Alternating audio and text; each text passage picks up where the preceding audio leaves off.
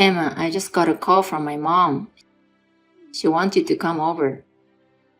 I'm at work right now. You work from home so you can go, right? Can you check on her? Even if I work from home, I still have to do my work, right? It's not like I have a lot of free time. Could you tell her once in a while that she puts me in a difficult position when she calls me so often? She's calling you because she needs your help. But that doesn't mean she can call me on everything. What the hell does she want this time?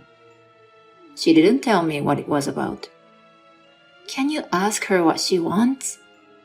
The reasons why your mother has called me before were for changing light bulbs, cleaning the bathtub, or pulling weeds in the garden.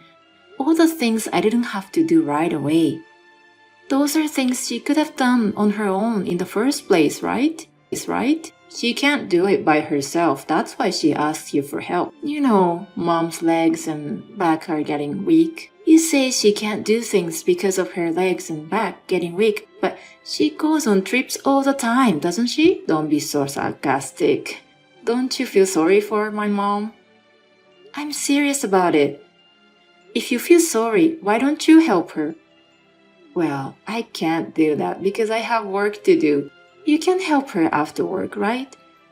Her house isn't that far away. If I go there after work, Mom will be worried about me. She thinks that I'm being used by you. She said I must be tired from work and she can't ask me for help. Why don't you say no to her? You can convince her. I'm working too. Don't you think I tell her that? But she worries too much. She thinks about me as her only son more than anyone else. Didn't we talk about this before we got married? Your mother is very attached to you, so I would need your help when I'm in trouble. I still think I'm helping you. Tell her again that I'm working from home. Of course, I'll tell her when I see her. But she won't listen to a single thing I say. Okay, I'll make sure to tell her, so can you listen to her just this once, please? Also, she's calling you because she trusts you. Mom says she approves of you in her own way. I doubt that. Would you invite someone you don't like to your house? No, I wouldn't. But I don't think it means the same thing as your mother-in-law calling me. Don't get any funny ideas like that. She's my mom, so just be a little nicer to her. I would like the two of you to get closer if possible. I like to be closer too. But whenever I see her, she's always sarcastic. To be honest, just seeing her makes me feel uncomfortable. I'm sorry about that. Anyway, I'll talk to her again. About your working, about her being sarcastic. I'll ask her to contact me for help as much as possible. Okay. Thank you.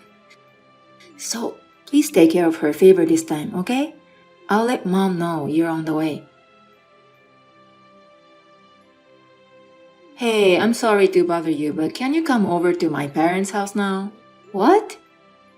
Why? You know, tomorrow we're having a family gathering for the memorial service, right? We are cleaning the house, but we can't finish. I know. That's why you went to your parents' house today, right? That's why I came here, but we can't finish it. Please give me a hand, will you? Are you serious? I have a broken bone. And it's your mother-in-law who made me like this. She apologized for that. And she didn't do it on purpose. It seemed intentional to me. I was up on the stepladder cleaning the warehouse. Why would she bump into me? She said she got dizzy.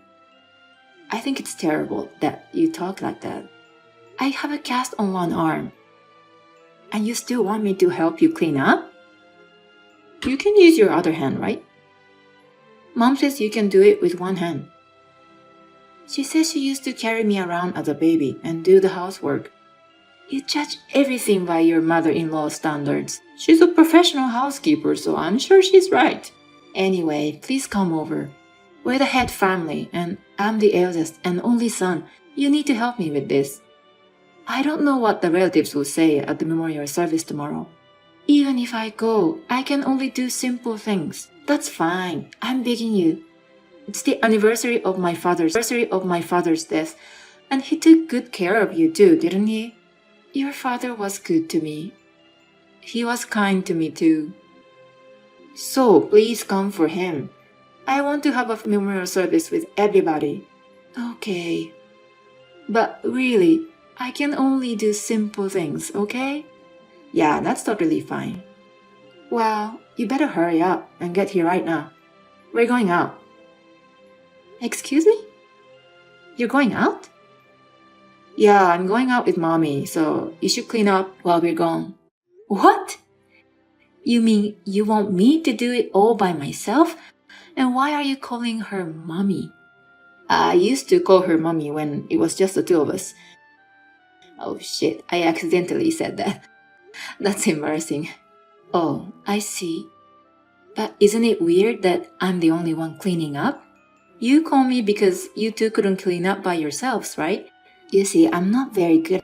Mom's legs and backs are getting weak. We'll both get snacks and whatever else we need for tomorrow. Call me when you're done. Okay, I got it. I'll be waiting for you. Mom is a little upset, so come here quick. Matt, I need to talk to you. What is it? We're about to have dinner, so make it quick. Dinner? We've come all the way out here, so Mom said we should eat dinner. I see. So you two are having fun while you made me clean up? Don't talk like that. We're just having dinner while shopping. I was just thinking, you're more sarcastic than Mom, aren't you? You shouldn't do anything you don't want done to you. I see. That's right. You should grow up. So how's it going over there? Did you finish cleaning? I'm not done yet. What? What have you been doing all this time? Mom's upset that you're taking so long to finish. Relatives coming over, so you better keep it clean and well organized. Don't worry, no one's coming. I won't go to your house ever again. Huh? What are you talking about? Matt, I'm Charlotte. Huh? Charlotte? Aunt Charlotte? That sister? Yes. Hey, Emma. Stop messing with me. What kind of joke is this? It's not funny at all. I'm not joking. What? I got here early today.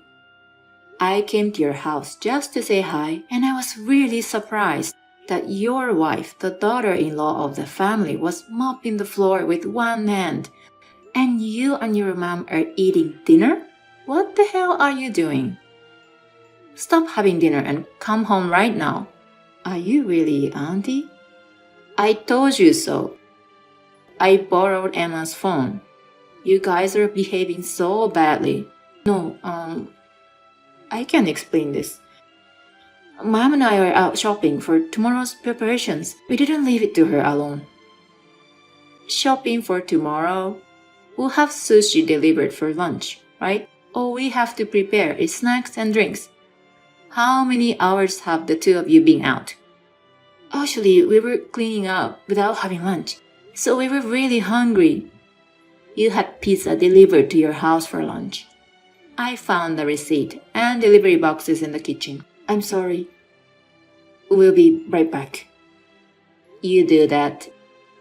And also, I heard briefly what has been going on. What? Your mom? She has been calling Emma over even though she had nothing important to do. And Emma fractured her bone because your mom accidentally bumped into her on purpose. No, that's just a misunderstanding. Even if it were a misunderstanding, who do you expect me to believe when I see her cleaning the house alone? But apparently, Mom had a seizure and was feeling dizzy.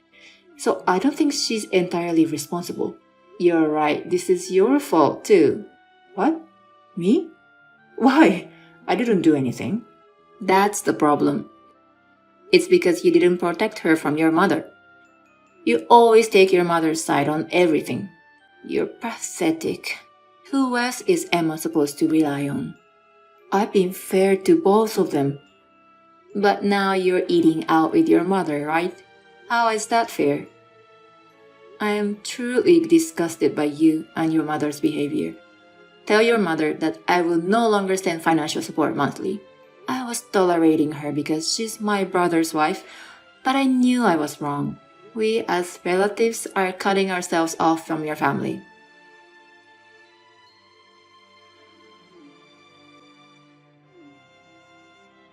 Emma, please pick up the phone. I'll make it up to you, please. And I want you to come home. I have nothing to talk to you about. I told you how I feel the other day when Aunt Charlotte was here, didn't I? You want a divorce, right? Yes, I've been holding back for a long time, but I've had enough. You never change. You always put your mother first. You're the kind of person who wouldn't worry even if I have a broken bone, and would instead make me clean the house. I don't think there's any point in us staying together. Don't say that. I'll change, and my mother apologized to you, right? It's not something you can just apologize about and be done with. Besides, your mother only apologized to me because she doesn't want to lose Aunt Charlotte's monthly support, right? That's not true. I'm really sorry. She also admitted to breaking your arm, right? She said she bumped into the stepladder on purpose. What did you think when you heard that? I thought it was a terrible thing. But I think it's great that she admitted she did something wrong. I'm sure Mom regrets what she has done. If someone I care about were intentionally injured by my own family, I would not be able to forgive them. I haven't forgiven Mom either, but I wanted you to know that she's sorry. I can't get that you are still worried about your mom, even after all this time, so I'm divorcing you. I won't change my mind, so give it up. I'll change from now on. You don't look like you're changed at all. It seems like you're still taking your mother's side. I'm the only family Mom is left with. All this time, the only person I could turn to about my mother-in-law was you, Matt. And yet you have been neglecting me for a long time and have done nothing for me. You made me clean the house while my arm was broken. I don't want to feel miserable like that anymore. I'll be on your side from now on. I'm not talking about which side you're going to take. I've realized that I don't feel the same way as you do, and that's why I want a divorce. If I leave you, you can stay with your mommy as much as you want, right? I think that would be the best for you. Don't make fun of me like that. What's wrong with calling her mommy? I'm not saying there's anything wrong with it. But since you don't call her that in public, you do feel embarrassed, right? I'm a grown-up, so I just call her differently depending on the situation. But that's not what I wanted to talk about. Emma, please. I don't want to leave you. So I want you to reconsider about divorce. I just don't get why you don't want to get a divorce. I've been thinking about it all along. I don't want to divorce you because I love you. I was hoping that was true, just for a little bit. But I asked Charlotte to take a look at your mother-in-law's cell phone, what kind of conversations you have been having with your mother. Oh, you have been telling your mother about me like you hated me, haven't you? Emma was saying bad stuff about you again. Emma doesn't do anything for me at home, so Mom, you have to train her. They were all such lousy exchanges. No, I was just going along with my mom. I did not mean any of it. You know what? I don't care anymore. It's a fact that you've sent those messages. And when I saw them, I realized something. You wanted to make me look bad and keep your mother's attention away from you, didn't you? You wanted to force me to do everything that was troublesome for you. No, I didn't. You got me wrong. Alright, I'll cut it off with Mom. I'll never let Mom do anything bad to you again. I'll be able to protect you too. You didn't hear me? I don't care about that anymore. I cannot forgive you for everything you've done. That's why I'm divorcing you. Sorry. I'm really sorry. I won't do it again. I don't want it to happen again. That's why I'm getting a divorce. If you don't accept it, I'm going to prepare for a mediated divorce. Wait a minute, Emma. Let's talk one more time. I'll really listen to whatever you say. You never listen to me, even once. How am I supposed to trust you? Besides, I'll be happier without you. You're the only one for your beloved mommy, right? Then you should always be close to your mommy from now on. After that, my ex-husband still did not accept the divorce, so I was preparing for a mediated divorce. Charlotte asked me for an update, so I told her honestly, and she set up a meeting to discuss the issue with all her relatives. Thanks to that discussion, my husband and I are finally divorced. Seeing my ex-husband signing the divorce papers while crying and being blamed by everyone around him all at once, I felt nothing but pity and disgust. Apparently, it seems that my mother-in-law overspent her inheritance after my father-in-law passed away. And that's why Charlotte was helping her with living expenses. She was crying a lot in front of her relatives, saying she couldn't live without that assistance. But nobody felt sorry for her. And they were all telling her she should rely on her own son, my ex-husband, to help out living with his mom and supporting her. His mom spends a lot of money and does very little housework, so he's having a hard time. I think he deserves it, considering that he used me as a substitute for her. In a way, my ex-husband may be a victim of his mom's poisoning. But it is no longer my business anymore. I'm sure my husband will run out of patience sooner or later, and there'll be some sort of trouble, eventually. Even so, my mother-in-law will never let go of my ex-husband again. I hope that the two of them spend the rest of their lives together. On the other hand, I moved to an apartment for singles with Charlotte's reference. The building is new, but I got a very cheap rent because she knows the owner. I'm really grateful to be able to live here under such good condition. I have lost touch with my ex-husband and my mother-in-law. I will forever cherish the relationships I had with my deceased father-in-law's relatives. And I will never forget how Charlotte and her relatives have reached out to me when I was in trouble. If they ever get in any trouble, I would do my best to support them. I will do what I can do, one thing at a time. I will get over this divorce and find new happiness in my own way.